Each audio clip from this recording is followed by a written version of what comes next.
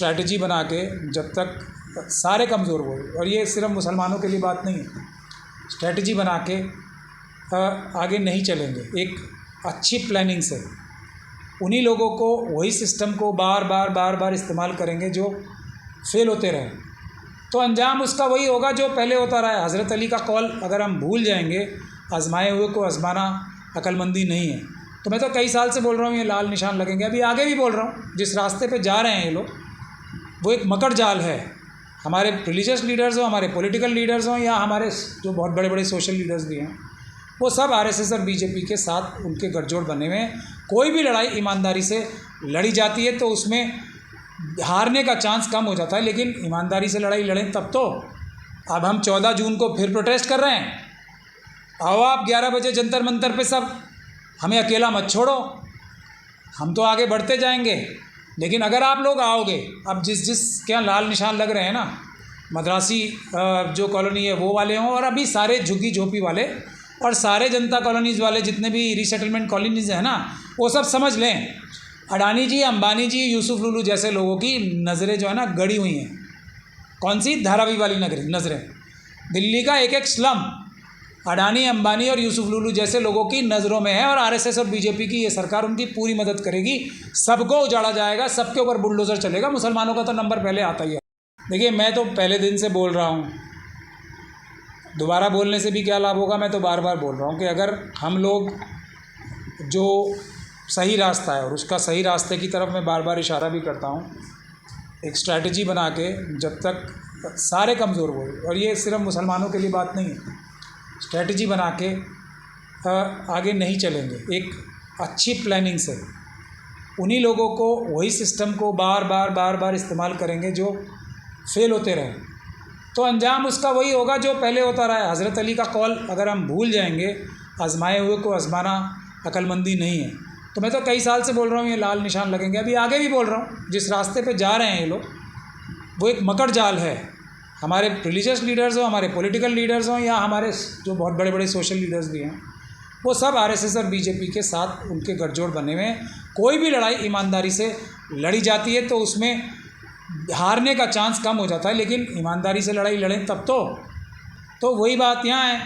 अगर ईमानदारी से लड़ी जाएगी तो बेशक इसमें जीतने का भी रास्ता मिलेगा, लेकिन अब लड़ाई ही हारने के लिए होगी तो वो हार ही मिलेगी ना हाथ में। तो प्रोटेस्ट करने के लिए, पीसफुल प्रोटेस्ट करने के लिए 80%, अगर कोई रिलीफ लेनी है किसी भी कमज़ोर वर्ग के, SC ST OBC और मुस्लिम से क्रिश्चियन बहुत को, और 20% अच्छी वकील करके ईमानदारी से केस लड़ा जाएगा, अच्छे वकील करके ईमानदारी से अच्छी स्ट्रैटेजी बना के, तब जीत मिलेगी। वरना कोशिश करते रहो आप लोग, जिस दिन मेरी बात सुनने लगोगे तो आपको रिजल्ट मिलने शुरू हो जाएंगे। कौन करेगा गौर? आरएसएस और बीजेपी के लोग।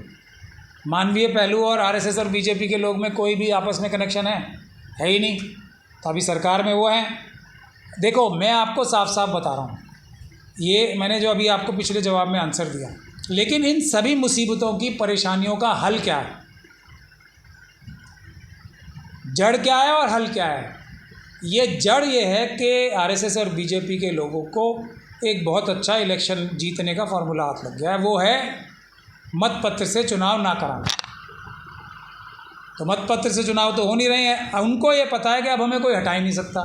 20% वोट हमें चोरी के मिल सकते हैं, अपने कार्डर्स के वोट, और 20% चोरी के वोट, तो अब लगा लो आप।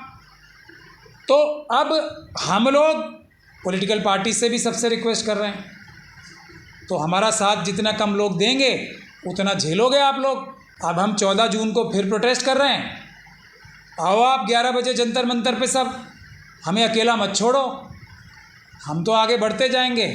लेकिन अगर आप लोग आओगे, अब जिस क्या लाल निशान लग रहे हैं ना, मद्रासी जो कॉलोनी है वो वाले हों, और अभी सारे झुग्गी झोपड़ी वाले और सारे जनता कॉलोनीज़ वाले जितने भी रीसेटलमेंट कॉलोनीज़ हैं ना, वो सब समझ लें, अडानी जी, अंबानी जी, यूसुफ लुलू जैसे लोगों की नज़रें जो है ना गड़ी हुई हैं। कौन सी? धारावी वाली नज़रें। दिल्ली का एक एक स्लम अडानी, अंबानी और यूसुफ लुलू जैसे लोगों की नज़रों में है, और आरएसएस और बीजेपी की ये सरकार उनकी पूरी मदद करेगी। सबको उजाड़ा जाएगा, सबके ऊपर बुलडोज़र चलेगा। मुसलमानों का तो नंबर पहले आता ही हर जगह। तो 14 तारीख को, जून 14, 11 बजे जंतर मंतर आओ, हम पेपर बैलेट यानी कि मतपत्र से चुनाव कराने का आंदोलन जो कुछ समय से थोड़ा हम कोर्ट में अदालतों में लड़ाई लड़ रहे थे, अब दोबारा रिवाइव हो रहा है। उसके बाद हम जाएंगे बिहार। आप सब लोग हमारी मदद करो इसमें। देखो तब जनता के मत का, जनता की आवाज़ का थोड़ा बहुत डर लगना शुरू होगा आरएसएस और बीजेपी को। अगर आप लोग ये लड़ाई नहीं लड़ोगे हमारे साथ मिलके तो आप लोगों का कोई रास्ता नहीं है। ये मेरी बात लिख लो। 14 को आओ और वहाँ बैठ के इसका भी प्लान बनेगा कि मतपत्र वापस तो लाना ही है, लेकिन तब तक इन सारी गैरकानूनी गतिविधियों को रोकना कैसे है। इन बुलडोज़रों को, इन लाल निशानों को, इन मॉब लिंचिंग को, और ये जो घोड़ी पे चढ़ने को, मूछ रखने को, मोटरसाइकिल पे चढ़ने को, बैकलॉग जो पेंडिंग है ना नौकरियां हमारी जो खाई हुई है SC ST और OBC समाज की, उसको लेने का क्या तरीका है। आओ 14 तारीख को जंतर मंतर 11 बजे। समाधान वही है, राजा की जान मशीनों में है।